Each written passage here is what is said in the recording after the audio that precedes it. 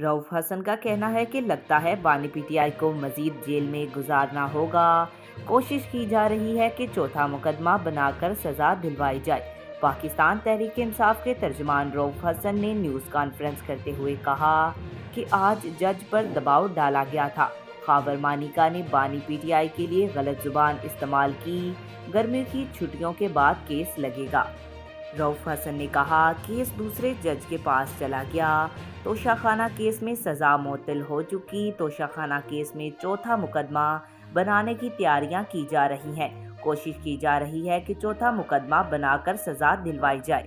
तर्जमान PTI ने कहा कि शाह महमूद साइफर केस में रिहा हो जाते हैं, दीगर जेल में रहेंगे। हर गुजरते दिन रियासती इदारों पर इस्टेब्लिशमेंट का दबाव बढ़ता जा रहा है।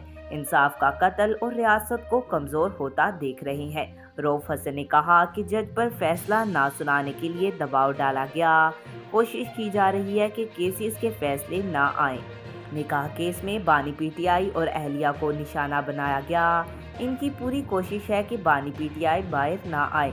तर्जमान पीटीआई ने कहा इस्टेब्लिशमेंट की मुदाखलत की वजह से मुल्क तरक्की नहीं कर सका।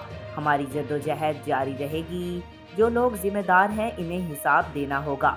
लगता है बानी पीटीआई को मजीद वक्त जेल में गुजारना होगा।